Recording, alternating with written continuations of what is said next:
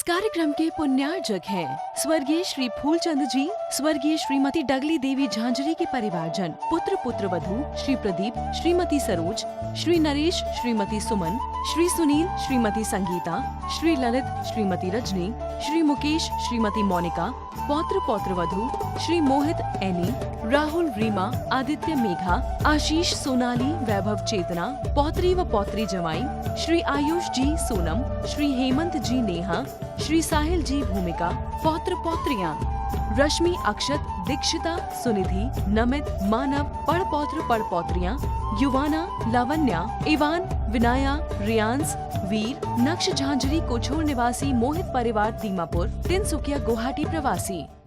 अतिक्रमं यद विमिते व्यतिक्रमं जिनातिचारं सुचरित्र कर्मणः व्यदामनाजारमपि प्रेमादता प्रतिक्रमं तस्य करोमि शुद्धे। प्रतिक्रमं तस्य करोमि शुद्धे। मैं प्रतिक्रमण करता हूँ किसकी शुद्धि के लिए? सुचरित्र कर्मणा, जो मेरे चारित्र में कर्म लगे हैं, दोष लगे हैं, किससे? अतिक्रमम, अतिक्रम के द्वारा, व्यतिक्रमम, व्यतिक्रम के द्वारा, अतिचारम, अतिचार के द्वारा, अनाचारम, अनाचार के द्वारा। व्रतों में 4 प्रकार के दोष होते हैं: अतिक्रम, व्यतिक्रम, अतिचार, अनाचार। हम जो भी नियम ले रहे हैं, जो भी व्रत हमने लिया है, उसमें 4 प्रकार से हमारा व्रत टूटता है। अतिक्रम के कारण से व्रत, व्यतिक्रम के कारण से हमारा व्रत खंडित होता है, अतिचार के कारण से हमारा व्रत खंडित होता है, अनाचार के कारण से हमारा व्रत खंडित होता है। अतिक्रम, अतिक्रम कहलाता है व्रत को खंडित करने के विचार मन में लाना। आपने रात्रि भोजन छोड़ा था, आप पार्टी में गए, खास नियम नहीं लिया होता, आज कितना अच्छा मौका था, आज कितना अच्छा मौका था, ओहो अष्टमी पड़ गई आज। आप अष्टमी चतुर्दशी की रात में नहीं खाते, और उसी दिन बहुत अच्छी पार्टी थी, बढ़िया रिसेप्शन था किसी के वहां पर, और वैसे तो बहुत दिनों बाद रिसेप्शन आया, अब वो था रात में। अब मन में मसल रहे हैं, अष्टमी नहीं होती तो आज देखो सब कोई लड्डू खा रहा है, कोई कुछ खा रहा है, कोई कुछ खा रहा है, वह देख रहे हैं। अतिक्रम, अपने व्रत पर अपन को वो आ रहा है, अरे क्यों ले लिया, आज नहीं होती अष्टमी, आज नहीं होती चतुर्दशी, तो हमको भी खाने मिल रहा। व्रत तोड़ने के परिणाम होना, टूड़ा नहीं उसने व्रत, न तोड़ रहा, वो ऐसे नहीं खा रहा है जाके, बस भाव आ रहेगा तो अष्टमी नहीं होती तो मैं खा लेता, चतुर्दशी नहीं होती तो मैं खा लेता। आज अष्टमी चतुर्दशी को हमने नियम लिया था, आज हम बाहर घूमने नहीं, सब लोग जा रहे हैं घूमने, हम नहीं जा पा रहे, हमारा तो चतुर्दशी आज उपवास है, क्या करेंगे जाके हम पार्टी में, हमने तो उपवास कर लिया। ऐसे भाव आ रहे हैं, यदि नहीं होती तो हम अच्छे से, हम भी खूब एंजॉय करते पार्टी का। ये हो गया अतिक्रम, अपने व्रत के प्रति अनादर भाव आ रहा है आपका। कोई कह रहा है हाँ क्या करें, अब ले लिया ना अष्टमी चतुर्दशी को, मतलब उसको ये नहीं कह रहे कि नहीं भाई मेरा व्रत है, अब चाहे कुछ भी हो मैं तो अपने व्रत को नहीं तोड़ूंगा, और आप लोग खाओ करो जो करना है, लेकिन मुझे अपने ऊपर गर्व है कि मैंने अष्टमी चतुर्दशी को रात, ये तो नहीं कह रहा। क्या करें, वो दिला दिया महाराज ने, हम तो उपवास करे थे तो महाराज ने ऐसा बोल दिया था अष्टमी चतुर्दशी को, भाई उपवास की पालना कर रहे तो चतुर्दशी को बाहर नहीं खाना, अब क्या करें, आज ही चतुर्दशी थी। उत्साह ना होके अनादर भाव से, जो अंतरंग में अनादर भाव आता है व्रत के प्रति, तोड़ ले क्या ही जाता है, ऐसा भाव आ रहा है, खा लें क्या, तोड़ दें क्या, तोड़ना नहीं है, फिर भी किसी से मन लेने के लिए अपन करते हैं, कर लें कैसा, क्या कहता है सामने वाला, क्या बोलता है सामने वाला, सिर्फ इसलिए, या कई मन आता है खा लेते हैं, कौन देख रहा है, खा लेते हैं, कौन देख रहा है, भूख लग रही है, उपवास किया उपवास किया, रात में लग रही जोर से भूख ललित, अब मन आ रहा है खा लो, अब सुबह होने बहुत देर है, 12 तो बजे गए, दिन तो बदल ही गया है, खा लेते हैं। वो कौन देख रहा है, अभी चुपचाप खा के मुंह पोंछ के बैठ जाएंगे, किसी पता भी नहीं चलेगा, लोग थोड़ी ना पता है कि हम खा लिए। तो ऐसा मन में सोच रहा है, ना तो खा रहा है, बस लेटा लेटा सोच रहा है कि बहुत भूख लग रही है उसे, या बहुत वेदना हो रही किसी चीज के कारण से, तो अपने व्रत तो लिया था, लेकिन उसे अंदर ही अंदर भाव आ रहा है कि नहीं तोड़ दूं तोड़ दूं तोड़ दूं तोड़ दूं, खा लूं। ऐसा ये होता है अतिक्रम। क्या कहलाते से? मन में व्रत को के प्रति अनादर भाव का होना, मन में व्रत को तोड़ने का भाव आना। शरीर से उसने कोई क्रिया नहीं की, कोई साधन भी नहीं जुटाया उसने जो तोड़ने के लिए, लेकिन बस सोच रहा, अंदर विचार चलते ना। व्यक्ति के अंदर कितने प्रकार के विचार आते हैं, कितनी बार अपन अपने व्रतों को भावों से तोड़ देते हैं। शरीर से नहीं तोड़ रहे व्रत को, लेकिन भावों से कितनी बार अपने व्रत को तोड़ देते हैं। गलती ले लिया, नहीं लेना था पितमा, गलती करा, अब सामायिक नियम ले लिया, गलती की, अब दिक्कत होती है, बार बार दिक्कत होती है। बहुत से लोग अरे नियम ले लिया, व्यापार में दिक्कत होती है, बाहर जाना पड़ता है, खाना पीने के लिए दिक्कत होती है, बड़ी परेशानी होती है, नियम नहीं लेना था हमको। ऐसा मन में जिनके भाव चलता है, ये अतिक्रम के द्वारा व्रत को तोड़ते हैं। इसका प्रतिकोण करना पड़ता है कि मन में किसी प्रकार से हमारे व्रत के प्रति अनादर भाव आया हो, हमें व्रत पालन करते करते उसके प्रति अनादर लाए हों, अथवा उसको तोड़ने के भाव किए हों अंतरंग में, परिणामों में, जिसे कोई ने देखा नहीं है, जिसे कोई ने सुना नहीं है, ये मन की बात, उसको कहते हैं अतिक्रम। व्यतिक्रम तोड़ने के लिए सामग्री तैयार करना, जुटाना। भूख लग रही है, रात में खाने का त्याग है, और बहुत तेज लग रही है, चौकी में चले गए, रसोई घर में चले गए, डिब्बा खोल के देख रहे हैं कहीं है क्या कुछ, कहीं है क्या कुछ, किसी रखा है किसी डिब्बे में, कोई डिब्बे में कोई सामान रखा हो तो चलो देख के खा लेंगे, कुछ है नहीं है, ऐसा सोच रहे। ये हो गया व्यतिक्रम। सामग्री जुटाना, सामग्री जुटाना प्रारंभ कर देना, व्रत तोड़ने के लिए सामग्री जुटाना प्रारंभ करना, ये कहलाता है व्यतिक्रम। पहले तो सिर्फ सोचा था, लेकिन अब रसोई घर में चला गया और ढूंढ रहा है डिब्बों में कुछ है कि नहीं रखा, खाने की कुछ है कि नहीं है, ये व्यतिक्रम हो गया। मन में आ गया, ठीक है, किसी को पता थोड़ी ना मेरा चतुर्दशी का नियम है, किसी को पता थोड़ी है मेरा अष्टमी का पार्टी में जाने का नियम है कि नहीं है, खाना है, वो तो मैंने लिया था चुपचाप, किसी को नहीं पता है, यहाँ पे किसी को नहीं पता है, चलो चलते हैं। अपनी गाड़ी उठाई, पार्टी करने के लिए निकल पड़ा, होटल में जाने के लिए निकल पड़ा। ये हो गया व्यतिक्रम। कार्य करने के लिए उद्यत हो जाना, कार्य करने के लिए उद्यत होना, ये कहलाता है व्यतिक्रम। बहुत बार अपन कर चुके होते हैं, फिर सोचते हैं छोड़ो रहने दो, नहीं करते, व्यतिक्रम तक ही रह जाता है। सोचते हैं, फिर डिब्बा ढूंढते हैं, नहीं मिलता, अब छोड़ो रहने दो, कौन, एक मन आता है बना लो, बना के खा ले रहे, कुछ मैगी बना लो, 2 मिनट बन जाएगी, भूख लग रही तो उसको लग रहा, फिर बाद में सोचा छोड़ो अब रहने दो, कौन बनाए, अब थोड़ा और थोड़ी सी बात और है, घंटा 2 घंटा की बात है, निकल जाएगी रात, तो फिर छोड़ देता है, नहीं खाया उसने। गाड़ी उठा ली, निकल रहा था, रास्ते में अरे अब एक दिन के चक्कर में अपन अपना व्रत तोड़ देंगे, तो छोड़ो, नहीं तोड़ते, वापस गाड़ी मुड़ा ली, पहुंच गया था, बस वहां से वापस लौटा है, नहीं एक मतलब मन नहीं हुआ, हिम्मत नहीं हुई कि तोड़ दूं, मन में भाव भा लिया और जाने के लिए भी तैयार हो गया, और बहुत दूर तक पहुंच भी गया, वहां तक पहुंच भी गया, फिर वापस लौट आया, रहने दो, नहीं करते, नहीं तोड़ते। ये हो गया व्यतिक्रम।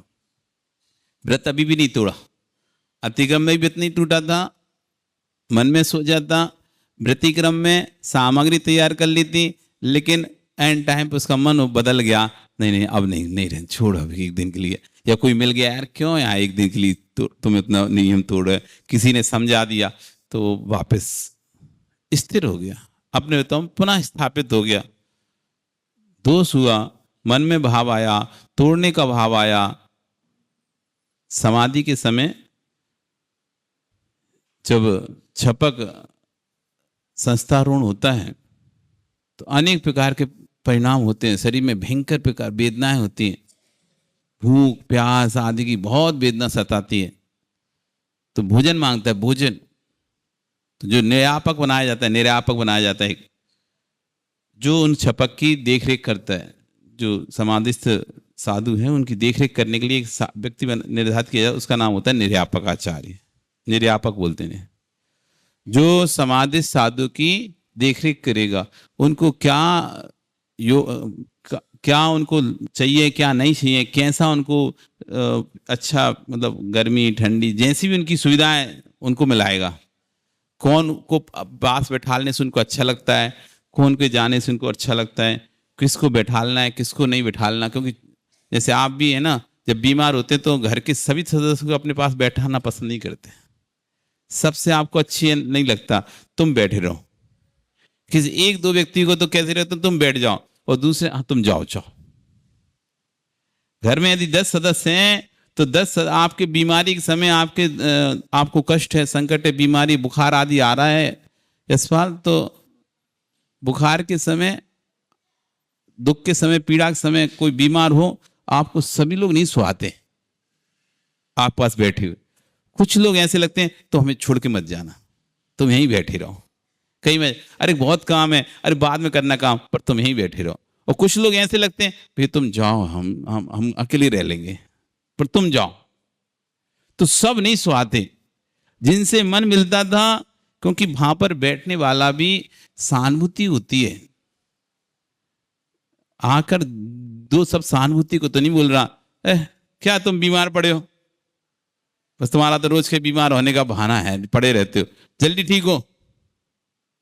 और ऐसा व्यक्ति वहां बैठ गया और अपना ना तो उसका ध्यान दे रहा, बस अपना मोबाइल मचका रहा है, अपने फोन पे बात कर रहा है, वो वहां बैठा हुआ है। अब बताओ ऐसा व्यक्ति इरिटेट करेगा नहीं करेगा उसे। और एक दूसरा आया, अरे तबीयत ठीक नहीं है, अरे तुम चिंता नहीं करो, ठीक हो जाओगे, तुम बहुत बढ़िया, अच्छे ठीक। और प्यार से माथे पे हाथ फेर रहा है, पैर दबा रहा है, हाथ दबा रहा है और अच्छी अच्छी बातें कर रहा है। तो बताओ ऐसे व्यक्ति को पास बैठाने का मन होगा कि नहीं होगा?